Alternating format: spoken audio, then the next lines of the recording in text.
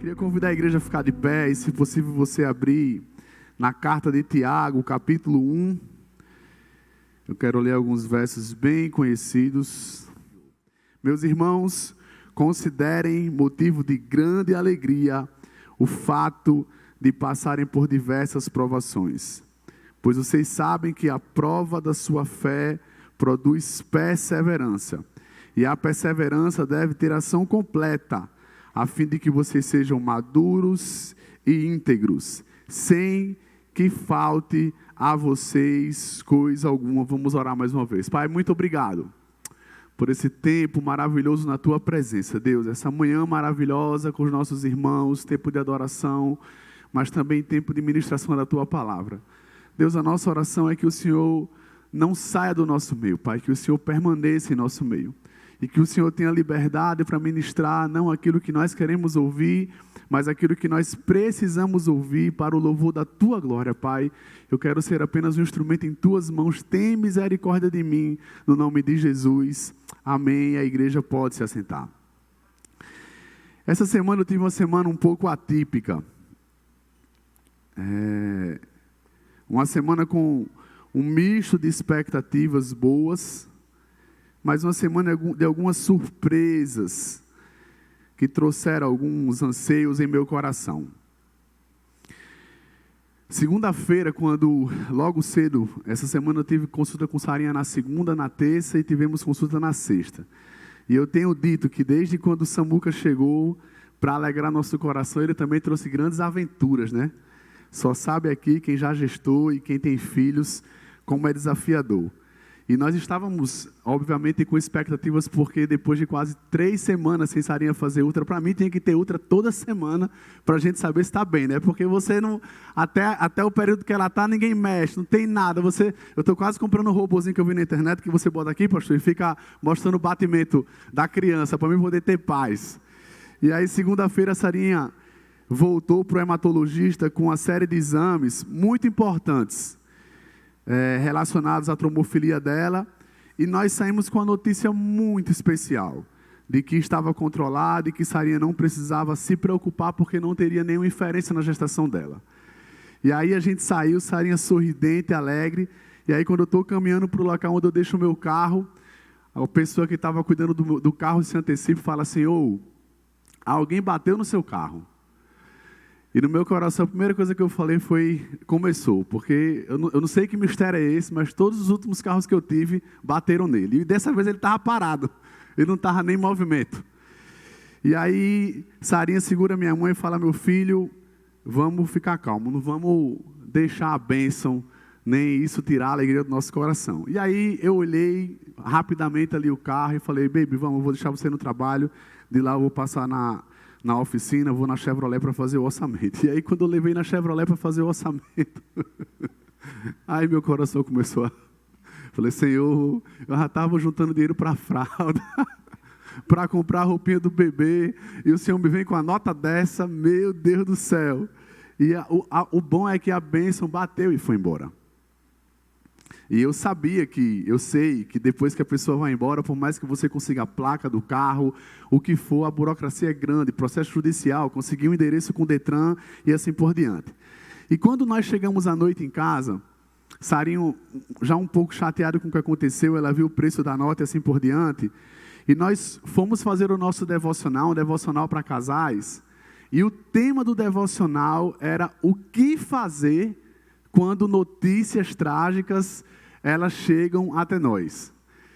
E eu estou com o hábito de fazer a leitura bíblica com imposição de mãos, e Sarinha falou assim: meu filho, tu vai ler devocional de casar para o menino? Eu falei: baby, vamos crer que tem mistério aí. E eu li aquele devocional, e na quarta-feira, agora que passou a quarta do renovo, Deus traduziu aquela palavra de forma muito profunda ao meu coração. Inclusive, quem não veio na quarta do renovo, eu recomendo que você ouça aquela pregação, porque Deus não parou de falar ao meu coração sobre aquele tema. Por isso hoje eu quero pregar o que as provações produzem na vida do cristão.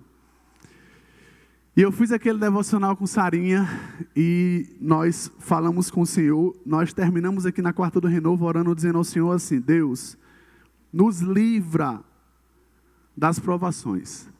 Nos livra dos dias maus.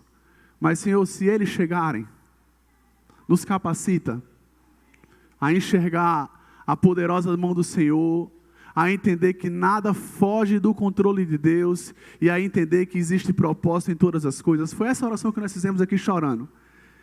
E aí, sexta-feira, agora nós somos para a ultramorfológica de Sarinha. E eu vou dizer para vocês que eu estava muito ansioso.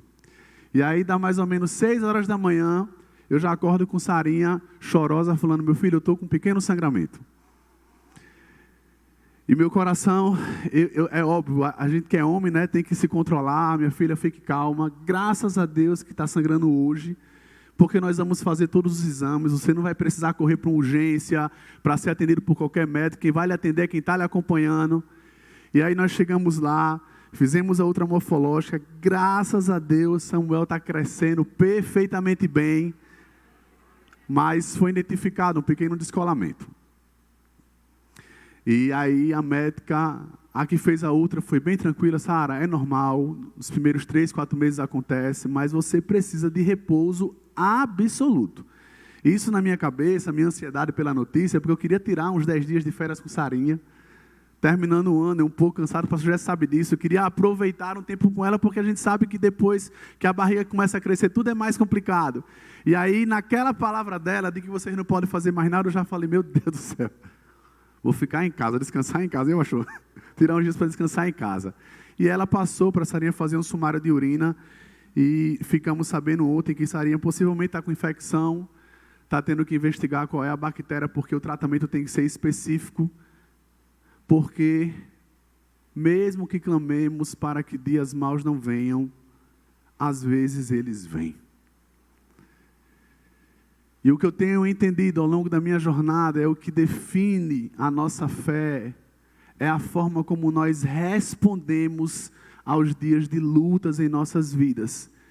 E a sabedoria que nós temos de entender o que é que Deus quer nos ensinar com as nossas lutas. Eu tenho tido um hábito ao longo dos anos, que é sempre que eu e Sarinha estamos passando por uma provação, a gente orar e dizer assim: Senhor, diga logo o que o Senhor quer ensinar. Porque eu sei que tem algo a ver comigo, com a nossa casa, ou o Senhor está querendo usar a nossa família de alguma forma. Porque eu sei que no reino de Deus nada é em vão, meu irmão. A palavra fala que até os fios de cabelo de nossa cabeça, todos eles são o quê? Contados. Nada acontece sem a vontade permissiva de Deus em nossas vidas. E aí, Deus começou a falar no meu coração e falar: meu filho, as provações produzem coisas que são importantíssimas na caminhada do cristão. E eu pensei: eu não quero ficar só na contação da minha história, porque se eu olho para mim, eu vou falar: pastor, Deus, pelo miserável homem que eu sou, eu mereço coisa pior.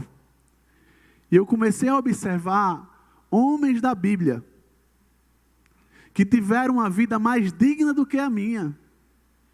E mesmo sendo reconhecidos pelo Senhor como homens de Deus, não se privaram de passar por provações. E eu poderia contar muitas histórias, muitas. Mas talvez uma mais fácil de contar, porque é mais conhecida de todas. E aqui eu quero usar essa história para usar como ponto aquilo que nós lemos no texto de Tiago, a história de José, o príncipe do Egito. Certa vez conversando com os amigos, e a gente falando sobre Jó, falando sobre o rei Davi, e outros homens de Deus que passaram por várias lutas, todos eles na história você consegue encontrar uma falha de caráter, um defeito. O próprio Jó, que a gente sabe que passou por tudo que ele passou, no seu diálogo com Deus, prova que existia algo que precisava ser tratado. Mas José foi um menino que passou por tudo que passou, e você não vê nenhum texto falando que há murmuração, reclamação, ou algo na índole, no caráter daquele menino, que fizesse com que ele merecesse passar por tudo que ele passou. A história dele está contada entre Gênesis 37 e Gênesis 50. Eu vou ler alguns versos pontuais para chegarmos a 4 lições do que as provações produzem na vida do cristão. Mas eu queria ler inicialmente Gênesis 37, só o verso 3 e o verso 4, porque para mim aqui é o começo das más notícias e das tragédias na vida de José. O texto fala assim, Gênesis 37, verso 3. Ora, Israel, que seria Jacó, gostava mais de José do que qualquer outro filho, porque lhe havia nascido em sua velhice. Por isso mandou fazer-lhe uma túnica longa. Quando seus irmãos viram que o pai gostava mais dele do que qualquer outro filho, presta atenção, não foram os amigos do trabalho, não foram os amigos da rua, não foram os amigos da igreja, o texto fala que foram os irmãos dele, sangue do sangue dele. Diz assim, odiaram-no e não conseguiam sequer falar com ele amigavelmente. Eu vou tentar só pontuar algumas coisas que são importantes entender da história de José. O texto fala que ele era o filho amado, mais amado do pai, porque era o filho da velhice. Isso já gerava no coração dos seus irmãos uma falta de empatia por ele. Mas para não bastar, a história conta que José era um menino sonhador, era um menino que tinha grandes sonhos. E na sua inocência, ele compartilha o sonho que ele teve, um primeiro sonho que ele teve, com os seus irmãos e com seus pais. O primeiro sonho é o dos feixes de trigo, está tudo aí em Gênesis 37, você pode ler com calma. Eles na lavoura recolhendo ali vários feixes de trigo, e o trigo dele parece que cresce mais do que o dos irmãos. E os irmãos na mesma hora falam assim, você está dizendo que você um dia vai governar sobre as nossas vidas, que você vai ser maior do que todos nós aqui? E o texto fala, e eles alimentaram no coração ódio, raiva pelo pequeno José. E logo em seguida ele tem um segundo sonho. O segundo sonho ele vê um sol e uma lua e 11 estrelas. E ele vê que todos se curvam diante dele. E agora não é só os irmãos que estão intrigados. Os irmãos colocam inclusive o sentimento no coração dos seus pais. É isso que o texto fala. Diz que os irmãos ficam muito chateados e o pai o repreende e fica reflexivo, porque o pai está sem entender o que está acontecendo. E o que acontece basicamente é que, por volta dos 17 anos, os irmãos de José tramam contra ele. O colocam no buraco e depois o vendem. Imagina o filho caçula, um menino de 17 anos de idade, no meio de irmãos maduros, que deveriam instruí-lo, que deveriam amá-lo, que poderiam até, sem entender o sonho, repreendê-lo, corrigi-lo, mas odiar ao ponto. Eles tramaram em matá-lo, mas um dos irmãos falou, não vamos matá-lo, coloca ele no buraco e vende. E ele é vendido como escravo, e ele vai para a casa de Potifar. Mesmo vendido e rejeitado, isso não mudou o caráter, a conduta e a postura de José. Diz que lá ele foi exemplo e ele ganhou confiança dentro daquela casa. Ao ponto de Potifar sair e deixar tudo que tinha ali, inclusive a sua esposa em casa, confiando de que José não faria nada. E aí o que acontece é, em vez de José se aproveitar da situação, quem se aproveita é a esposa de Potifar. E ela tenta contra ele, tenta assediá-lo.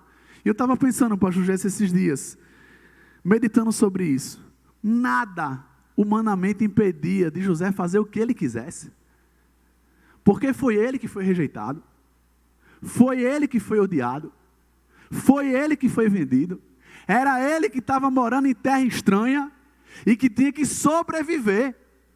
E se ele usasse a mínima lógica possível, ele entenderia que não atender um pedido da sua patroa poderia gerar nele açoites e até prisões. Ou seja, um homem com a sabedoria desse mundo falaria, eu vou seguir o caminho. Porque fazendo isso, eu vou agradar ela como eu já agrado meu patrão, e eu não vou morrer de fome, eu vou garantir o meu futuro. Mas o texto fala que ele fugiu dela, meu amigo, como um crente tem que fugir da tentação. A carreira foi tão grande que ela só conseguiu pegar a túnica dele aqui no meio do caminho e diz que ela vai até Potifar e acusa de ter sido assediada por ele. E aí a história fala que Potifar coloca ele aonde? Na cadeia. Eu fico pensando, cada momento desse na vida de José, humanamente falando, eram justificativas para ele falar: eu quero lá saber do meu Deus, que Deus é esse que me abandona, que Deus é esse que permite que isso aconteça na minha vida. Mas diz que lá, meu amigo, com um carcereiro, ele teve o mesmo comportamento, o mesmo posicionamento, e ele adquiriu a confiança daquele homem.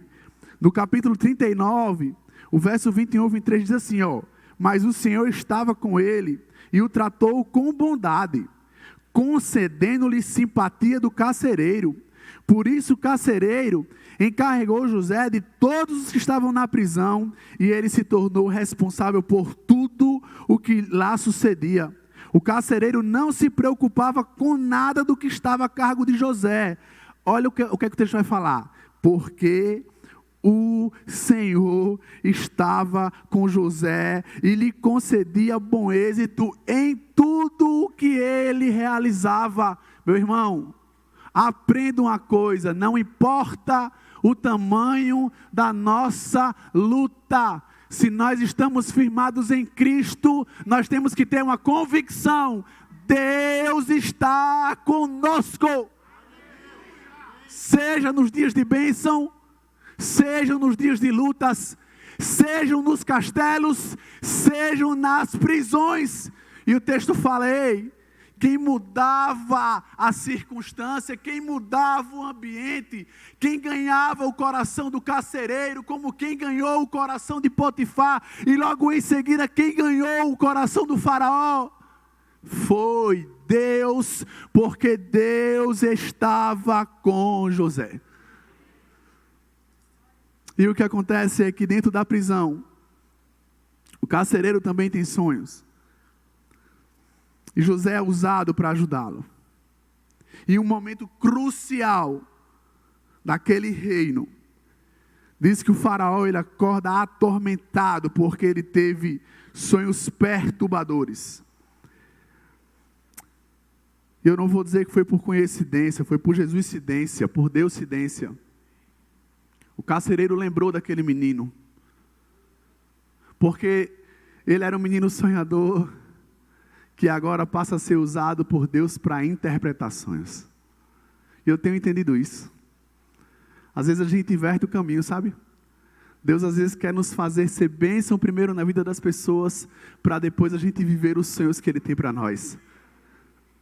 E às vezes, para sermos bênção na vida das pessoas, a gente tem que primeiro interpretar o sonho de alguém, para depois aprender a viver os sonhos que Deus tem para a nossa vida. E diz que o principal sonho que ele teve, porque em um o carcereiro não lembrou, mas no outro o carcereiro lembrou, foi o das 7 vacas gordas e as 7 vacas magras, e das 7 espigas também robustas e as 7 espigas secas.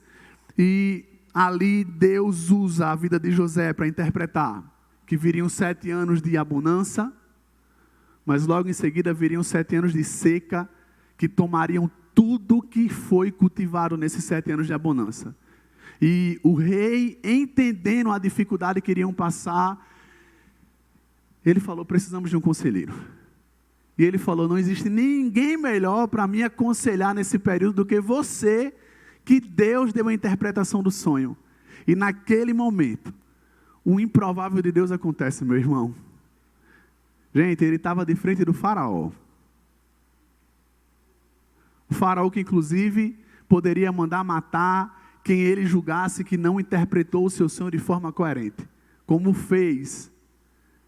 E ali diz que ele tira um anel do seu dedo e coloca o anel em José, porque aquele anel era símbolo de que ele era alguém de extrema confiança do faraó. E ele se tornou o segundo homem no Egito, o governador. E foi ele quem, durante toda a vida daquele faraó, foi o homem de confiança. E o texto fala que ele não só salvou o Egito. O texto fala que ele salvou a sua família que o negou. E salvou o povo de Deus. É por isso que lá em Mateus 1 aparece Jesus como vindo da descendência de José. Porque ali o plano de Deus não poderia parar para a salvação da humanidade. E ainda assim, a sua história, a despeito de tudo isso, nos ensina uma das maiores experiências humanas, que é o perdão. E nós vamos falar sobre isso. Eu tenho 4 lições para tirar dessa história, ainda baseado no texto de Tiago. Primeiro que as nossas provações, elas devem produzir em nós aprovação. Nas nossas provações, nossa fé será provada para ser aprovada. E o texto vai falar que é até que alcancemos um caráter perfeito. E essa palavra é muito forte, meu irmão. Eu lembro que quando eu era mais novo, eu fui provado em uma circunstância na minha vida sobre perdão, e eu dizia assim, eu sou uma pessoa que tenho muita facilidade de perdoar. Meu irmão, não sei porque eu fui dizer isso. Mas Deus me colocou ao longo de anos em circunstâncias de eu me sentir tremendamente injustiçado. E Deus dizia, perdoe. Porque você acha que você é bom em perdoar, mas você ainda não tem um caráter perfeito. E eu sempre digo, a gente às vezes fala, Deus, eu quero ser um crente melhor. Meu irmão, essa é a melhor oração que você pode fazer. Porque nós precisamos ser aperfeiçoados mesmo em Cristo, mas se prepare. Que não tem como sermos aprovados se não passarmos pela prova. Provérbios 17:3 diz assim, o crisol é para a prata, como o forno é para o ouro, mas é o Senhor que prova os nossos corações. Pastor, o que você quer dizer? É que as notícias difíceis virão, meu irmão. Dias difíceis virão.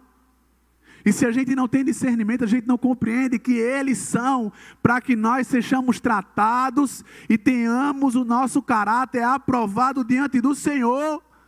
O primeiro Adão teve a sua tentação e teve que provar a Deus a sua fidelidade. Ele escolheu errado. O segundo Adão no deserto, depois de 40 dias e 40 noites de jejum, também passou por um momento de tentação e provação. Mas em Deus ele se firmou e ele foi aprovado. Se Jesus passou, meu irmão, se os homens de Deus passaram, se meninos como José, com um coração tão temente diante do Senhor passaram, por que nós não vamos passar?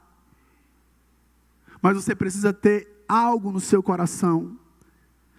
Nós somos provados para ser aprovados diante do Senhor. 1 Pedro, capítulo 1, do verso 6 ao 7, diz assim, nisso vocês exultem, pois ainda que agora, por pouco tempo, devam ser entristecidos por todo tipo de provação, assim acontece para que fique comprovado que a fé de vocês tem, é muito mais valiosa do que o ouro que perece, mesmo que refinado pelo fogo, é genuíno e resultará em louvor, glória e honra ao nosso Cristo Jesus. Tenham por bom ânimo o passar por qualquer tipo de provação. Porque a provação produz em nós a aprovação. A segunda lição, o que é que as provações produzem na vida do cristão? E no meu entendimento, a segunda coisa que produz em nós é aperfeiçoamento. Nas provações, além de sermos provados, também somos podados, aperfeiçoados e amadurecidos para viver as promessas que Deus tem para as nossas vidas. Eu estava pensando sobre isso. Antes de José se tornar governador do Egito, ele teve que aprender em Deus a governar as suas emoções. O desafio de ser traído pelos seus irmãos é fácil, gente. Você ser consumido pelo sentimento de ódio, de injustiça, mas o texto não fala em nenhum momento, expresso com palavras, que no coração de José foi alimentado algum sentimento, mesmo ele sendo traído e vendido pelos seus irmãos. Antes dele se tornar governador do Egito, ele precisava aprender em Deus a governar a sua carne, as suas tentações, a sua emoção. Porque se ele foi tentado na casa de Potifar, quanto mais como governador do Egito, meu irmão. O harém de mulheres que teria à sua disposição, o maná do rei que teria à sua disposição. Mas ele foi fiel na casa de Potifar, por isso ele foi fiel como governador do Egito, porque ele estava sendo aperfeiçoado. Mas ele também teve que aprender a governar a sua fé, porque mesmo vendido, desprezado, injustiçado, ele não negou a Deus. Em nenhum momento da história você vai encontrar dizendo que ele reclamou ou murmurou contra Deus, porque antes de ser governador do Egito, Deus tratou, aperfeiçoou o caráter dele, para ele aprender a governar suas emoções, para ele aprender a governar a sua carne, e para ele aprender a governar a sua espiritualidade. Nós passamos por provações, meu irmão, pode ter certeza, porque Deus está nos preparando para algo maior. E eu não estou falando aqui ser governador, eu estou falando em ser um crente fiel, um crente mais parecido com Jesus, um crente que testifique da fé, e que possa dizer para o irmão no trabalho: eu sei a luta que você está passando, porque eu também passo por essa luta, mas é possível passar por ela, porque você não está só. Se você convidar Cristo para caminhar com você, a promessa é que Ele estará conosco todos os dias. E aqui entra a terceira lição do que a provação produz na vida de um cristão: é intimidade com Deus, meu irmão. Não precisava ser assim, mas parece que crente só aprende a orar, a jejuar, a chorar, a se quebrantar quando a luta vem. E aqui eu estou falando de forma genérica, porque dificilmente você vai encontrar alguém com a fé estável, ou com propósitos de oração específicos, com a vida caminhando tudo bem. Isso é uma doença na vida dos crentes desse século, porque a nossa vida com Deus deveria ser algo constante.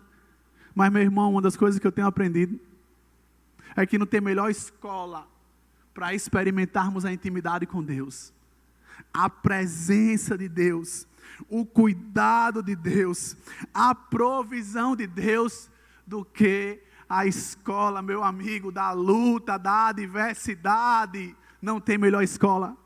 E você vai ver, eu poderia citar vários textos, eu fiz questão de ir acompanhando 37, 38, até os 50, em todos os momentos a Bíblia fala: e ele prosperava porque Deus estava com ele. E as portas se abriam porque Deus estava com ele.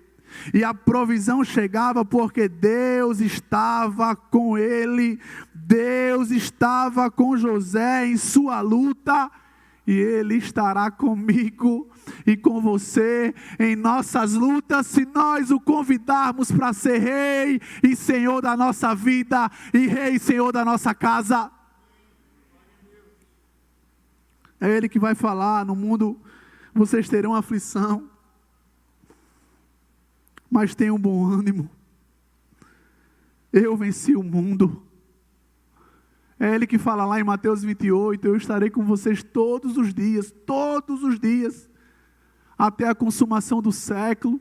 É em todas as circunstâncias, meu irmão, é na alegria e é na dor. O salmista no Salmo 118, 6 e 7 vai dizer assim, ó: o Senhor está comigo, não temerei. O que me podem fazer os homens? O Senhor está comigo, Ele é o meu ajudador. É Ele que derrotará os meus inimigos. Eu não sei qual é a luta que você está passando, meu irmão e minha irmã, eu sei da luta que eu estou passando, mas a convicção que eu tenho no meu coração é: Deus está comigo. Eu não estou só, Ele é o meu consolador, Ele é a minha provisão, Ele é a minha redenção, Ele é o meu Senhor. Aprovação, aperfeiçoamento, intimidade. Mas a quarta coisa, e aqui eu caminho para o fim, que as provações produzem na vida do cristão, é o cumprimento e o sentido de propósito em nossas vidas. A sua rejeição fez ele se tornar bênção para Potifar. Em sua acusação, ele se tornou bênção para o carcereiro. Em sua prisão, ele se tornou bênção para o faraó. Mas a sua bênção não foi só aquela nação.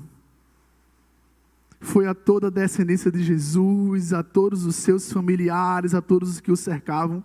Olha só o que José vai falar para os seus pais e seus irmãos. E você pode abrir em Gênesis 45, do 5 ao 8. Eu quero terminar lendo esse texto com vocês. Gênesis 45, do 5 ao 8.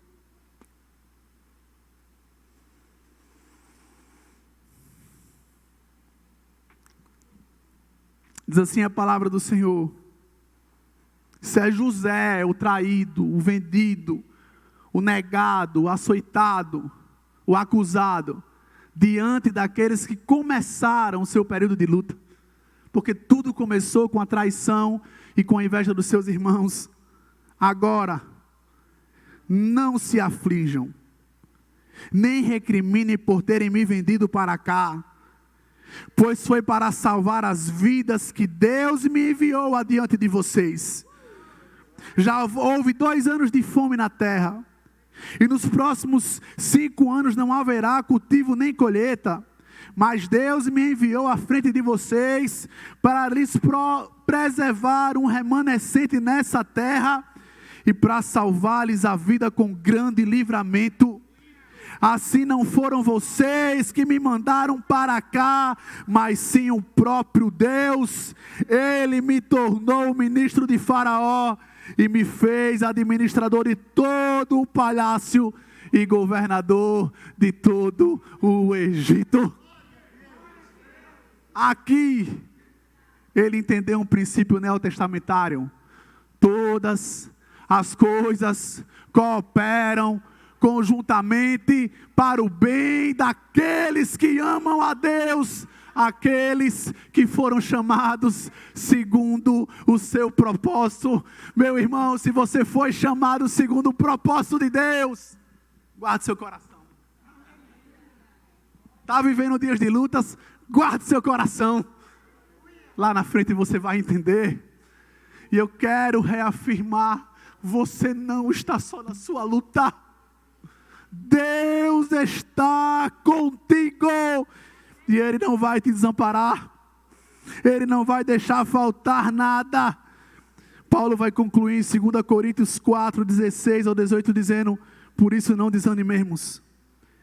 Embora exteriormente estejamos a desgastar-nos, interiormente estamos sendo o quê? Renovados dia após dia.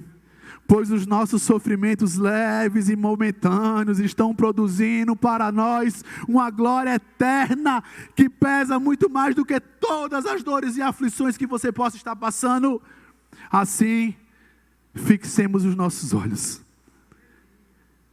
não naquilo que se vê, mas no que não se vê. Pois o que se vê é transitório, mas o que se não vê é eterno. Deus está produzindo eternidade no meu coração e no seu coração, em meio às nossas lutas, em meio às nossas aflições, em meio às nossas dores. Eu vou terminar dizendo aquilo que eu falei no início. Sempre quando eu estou passando por dias difíceis com Sarinha, eu me ajoelho com ela e digo ao Senhor: Senhor, ensina logo. Me mostra logo o propósito. Eu quero aprender, Deus. Eu sei que eu sou duro, homem de dura cerviz, mas eu quero aprender. E olha o que é que Tiago vai falar no verso 5 a 8. Se algum de vocês tem falta de sabedoria, peça a Deus, que a todos dá livremente, de boa vontade, e lhe será concedida. Ele vai falar: porém, peça com fé e sem duvidar. Talvez depois de eu contar toda a história de José de forma resumida, Ainda assim você diga: pastor, mas eu não consigo enxergar a minha dor nos versos que foram lidos e na história que foi contada. Meu irmão, Deus está lhe chamando para orar. E para buscar nele entendimento e direcionamento. Porque algo Ele está tratando no seu caráter, como Ele tem tratado no meu caráter. E eu quero aprender a adorar o nome do Senhor hoje, crendo que nada foge do controle dEle. Eu quero aprender a ser grato hoje, a glorificá-lo hoje no meio da dor. Porque eu sei que o vendaval vai passar. Porque Ele está conosco nas nossas tempestades. E não vai deixar o nosso barco afundar. No tempo certo, Ele vai revelar ao nosso coração. Mas tenha certeza disso. Ele está produzindo aprovação, aperfeiçoamento, intimidade e sentido de propósito em meio à sua dor. Eu quero orar com você. Você pode ficar de pé, meu irmão? Eu peço que vocês orem pela minha família, pela minha casa, por Sarinha.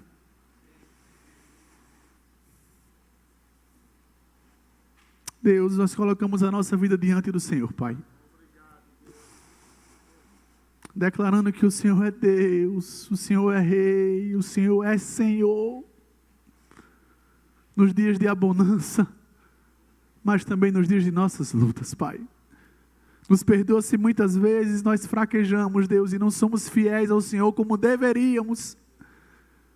Porque o Senhor tem feito tantas coisas em nossas vidas, Pai. O Senhor tem provado a sua fidelidade nos mínimos detalhes, Deus, na nossa casa. E não é por causa de sombras, não é por causa de variações, não é por causa de notícias, Pai, que nós queremos ter o nosso coração abalado. Nós queremos estar firmados no Senhor, nas promessas do Senhor. Mas nós clamamos, Pai, para que nas nossas lutas o Senhor seja o nosso consolador, o Senhor seja o nosso socorro bem presente, o Senhor seja a nossa provisão, e o Senhor seja tudo o que nós precisamos, Pai.